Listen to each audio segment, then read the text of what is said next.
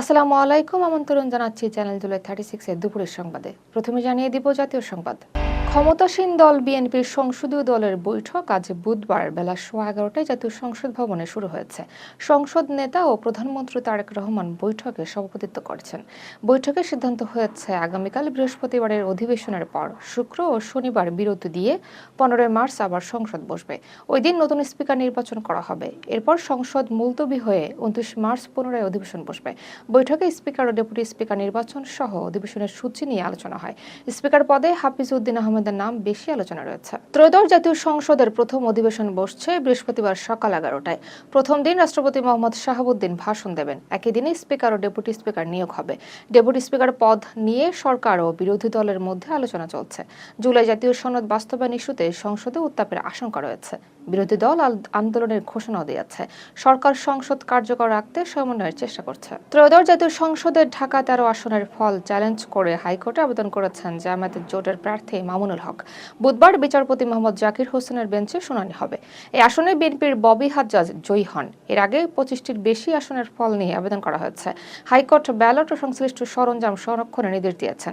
নির্বাচনী ট্রাইব্যুনাল এসব আবেদন শুনছে। মধ্যপ্রাচ্যে চলমান যুদ্ধের প্রভাবে সংযুক্ত আরব আমিরাত ও কাতারের কয়েকটি বিমানবন্দর সীমিত থাকায় চট্টগ্রাম শাহ আমানত আন্তর্জাতিক বিমানবন্দরে ফ্লাইট বিপর্যয় চলছে। মঙ্গলবার একদিনে 4টি আন্তর্জাতিক ফ্লাইট বাতিল হয়। এর মধ্যে বিমান বাংলাদেশের একটি ও ইউএস বাংলার 3টি ফ্লাইট ছিল। 28 ফেব্রুয়ারি থেকে শুরু হয়ে 11 দিনে মোট 95টি ফ্লাইট বাতিল হয়েছে।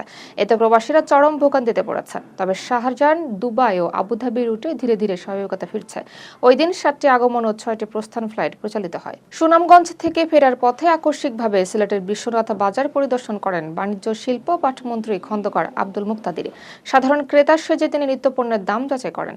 পেঁয়াজ, তেল, আলু ও ডালের দাম জানতে চান দোকানীদের কাছে। বাজারের দাম স্থিতিশীল থাকায় সন্তোষ প্রকাশ করেন তিনি। তারা এই ধরনের তদারকি নিয়মিত করার দাবি জানান।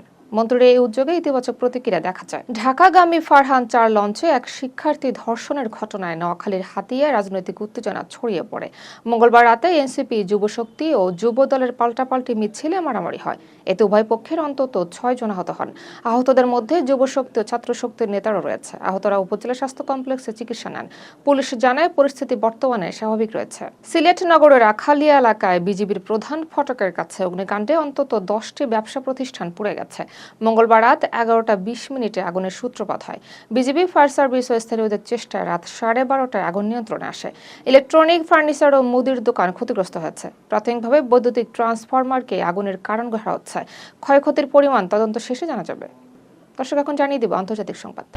ইরানের সঙ্গে চলমান যুদ্ধে যুক্তরাষ্ট্রের প্রায় 140 সেনা আহত হয়েছেন বলে জানিয়েছে পেন্টাগন। রয়টার্সের প্রতিবেদনের পর এ তথ্য প্রকাশ করা হয়। আহতদের অধিকাংশের আঘাত গুরুতর নয়। এর মধ্যে 108 জন আবার দায়িত্বে ফিরেছেন। 8 জন গুরুতর আহত অবস্থায় চিকিৎসাধীন।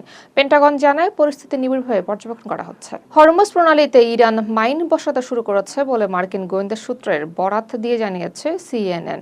তবে বসানো মাইনের সংখ্যা সীমিত বলে জানা গেছে। প্রেসিডেন্ট ডোনাল্ড ট্রাম্প মাইন না সরালে কঠোর পরিণতির হুমকি দেন। বিশ্বের 1/5 তেল এই পথ দিয়ে যায়। যুক্তরাষ্ট্র পরিস্থিতি নির্ভয়ে নজরদারি করছে। উত্তেজনা বিশ্ববাজারে প্রভাব ফেলেছে। মধ্যপ্রাচ্যের সংঘাতের কারণে এশিয়ার দেশগুলো যুক্তরাষ্ট্র থেকে তেল ও গ্যাস আমদানি বাড়াচ্ছে। মার্কিন লাইট সুইট ক্রুডের দাম 47% বেড়েছে। এলএনজি পরিবহন ভাড়াও 4 গুণ বৃদ্ধি পেয়েছে। জাপান জুনের জন্য যুক্তরাষ্ট্র থেকে বড় পরিমাণ তেল কিনেছে। তবে অন্য দেশগুলো উচ্চ দামে অনীহা দেখাচ্ছে। জ্বালানির সংকটের আশঙ্কা বাড়ছে। ইরান যুদ্ধের প্রেক্ষাপটে যুক্তরাষ্ট্র দক্ষিণ কোরিয়া থেকে কিছু বিমান প্রতিরক্ষা ব্যবস্থা সরাতে চায়। দক্ষিণ কোরিয়ার প্রেসিডেন্ট লি জে মিয়ং এই তথ্য নিশ্চিত করেছেন। থার্ড ও প্যাট্রিয়ট ব্যবস্থার অংশ সরানো হতে পারে। সিউল এই সিদ্ধান্তে উদ্বেগ প্রকাশ করেছে। তবে বাস্তবতার কারণে পুরোপুরি বাধা দেওয়া সম্ভব নয়। এতে যুক্তরাষ্ট্রের সামরিক চাপ স্পষ্ট হয়েছে। তেহরানে যুক্তরাষ্ট্র ও ইসরায়েলের ভয়াবহ বিমান হামলায় ব্যাপক ধ্বংসযজ্ঞ হয়েছে। সোমবার রাত থেকে মঙ্গলবার ভোর পর্যন্ত হামলা চলে। তেহরান ছাড়াও ইস্পাহান ও কারাজে হামলা হয়। বিস্ফোরণে নগরীর বহু এলাকা কেঁপে ওঠে। কিছু এলাকায় বিদ্যুৎ বিচ্ছিন্ন হয়। ইরান সরকার প্রায় পুরো ইন্টারনেট বন্ধ রেখেছে। ইরান ইস্যুতে ট্রাম্প প্রশাসনের ভেতরে মতবিরোধ দেখা দিয়েছে। কয়েকজন উপদেষ্টা যুদ্ধ দ্রুত শেষ করার পরামর্শ দিচ্ছেন। তেলের দাম বৃদ্ধি ও রাজনৈতিক চাপের কথা তারা উল্লেখ করে। তবে কিছু কর্মকর্তা যুদ্ধ চালিয়ে যাওয়ার পক্ষে। ট্রাম্প পূর্ণ বিজয় ছাড়া থামতে অনিচ্ছুক বলে জানা গেছে। ফলে যুদ্ধের ভবিষ্যৎ অনিশ্চিত। ইরাকের বাগদাদে আন্তর্জাতিক বিমানবন্দরের কাছে মার্কিন দূতাবাস ক্যাম্পে ড্রোন হামলা হয়েছে। এতে বড় ধরনের ক্ষয়ক্ষতি হয়নি। এদিকে বৈরুতে ইসরায়েলি হামলায় 4 ইরানি কূটনৈতিক নিহত হয়েছেন। ইসরায়েল দাবি করেছে হামলার লক্ষ্য ছিল আইআরজিসি কমান্ডাররা। লেবাননে ইসরায়েলি হামলায় নিহত বেড়ে 570 জনে দাঁড়িয়ে। সুইজারল্যান্ডের ফ্রিবার্গ ক্যান্টনে যাত্রীবাহী বাসে ভয়াবহ অগ্নিকাণ্ডে অন্তত 6 জন নিহত হয়েছেন। মঙ্গলবার কেরজর্স শহরের কাছে দুর্ঘটনা ঘটে। পুলিশ ধারণা করছে এটি ইচ্ছাকৃত নাশকতা হতে পারে।